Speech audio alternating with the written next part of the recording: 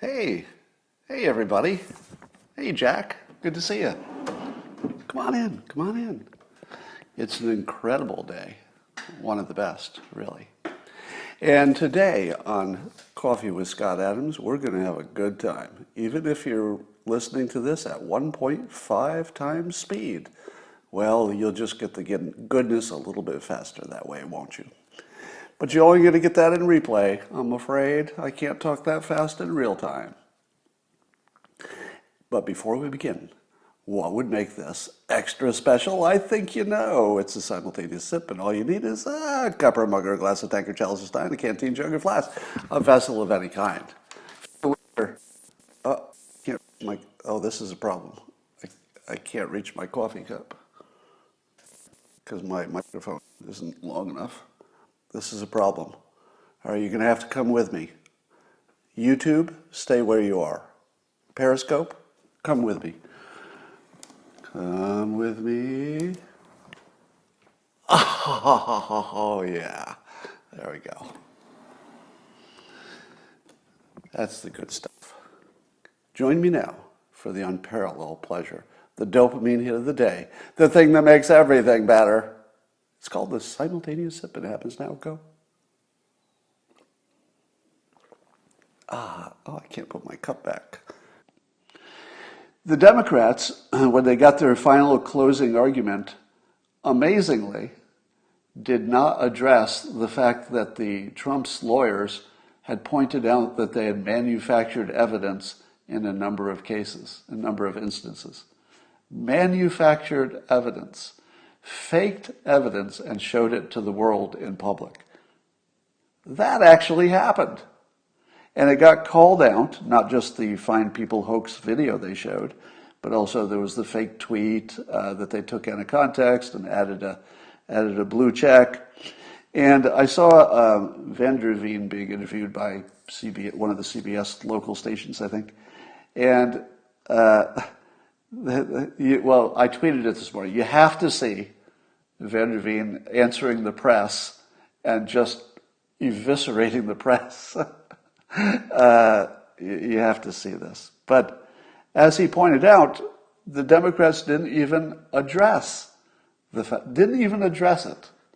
They simply ignored the fact that the evidence had been manufactured by their own team. Now, if the Democrats had even just an iota of, let's say, usefulness or morality or ethics, the managers would have said, oh my God, it looks like the evidence we presented wasn't even real. And they should have just dropped the case and said, all right, you're right, we quit and we resign right now, if they had ethics, but they don't. So what do you make of the fact that they didn't even address the fact that there was manufactured evidence? Now, as Van der Veen points out, if this had been a criminal trial, that would be the end of the trial. If you know that the prosecution makes up evidence, that's the end of the trial. You don't need to hear the other stuff. That's a pretty good standard. And it gets worse. So by far, the biggest story of the week, by far, there's nothing even close. The impeachment itself is nowhere near how big this story is. That the biggest hoax in this country that actually determined who's the president, Biden is probably president because of the Fine People hoax. Now, not by itself, but it's so important that if you took that out, I don't think he would have won. I don't think so. It was so important to the misunderstanding of who this president is that I think it determined the fate of the country. And this was a lie perpetrated by Democrats and the press right in front of the country. Super damaging, obviously incited death and destruction. I mean, I'm sure a lot more people died from that hoax if you put all the activity together. than the Capitol assault, as tragic as that was. I don't think they're even close. I think the Fine People hoax is way more damaging, even in death and destruction terms. So that's the biggest story in the country. Now do a Google search on this term, impeachment Fine People hoax. Because remember, Van der Veen actually used the phrase Fine People hoax, which is the first time I've heard it, not from people like me on social media. I'm sure it's been in the news somewhere, but hearing him say actually Fine People hoax made my day. But go ahead and Google that. Google the biggest story in the country, Fine People hoax. Put it in quotes so you get the same results. So quotes around Fine People hoax, the whole thing. Will it come up with a CNN story about how the biggest hoax in the country has been debunked? Nope. Oh, I'm being corrected. Somebody says that Van der Veen called it the Fine People lie. Incorrect. He called it the Fine People lie when he gave his case. When he was doing the summary, he called it the Fine People hoax. So he used both terms, but the last one he used was hoax. So you will see if you search that on Google that the top publication I think would be Breitbart.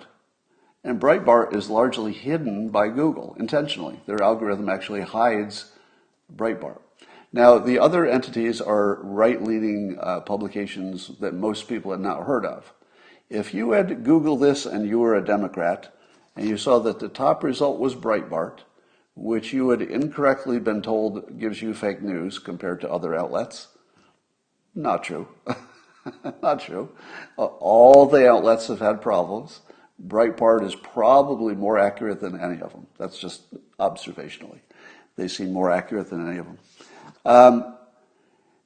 And you wouldn't read it. You wouldn't read it. And if you did, you wouldn't believe it because you've been told not to. So Google is actually hiding, or the algorithm is. It looks intentional. If I had to guess, without knowing, I'd have to guess a person, an actual human being, did direct actions to hide the story. Because I'll bet if they had not directly tried to hide it, I'll bet it would come up. Now, it could be that it doesn't come up because the major networks didn't cover it. The biggest story in the country, by far, there's nothing even close, didn't even cover it on the other networks. Did Fox?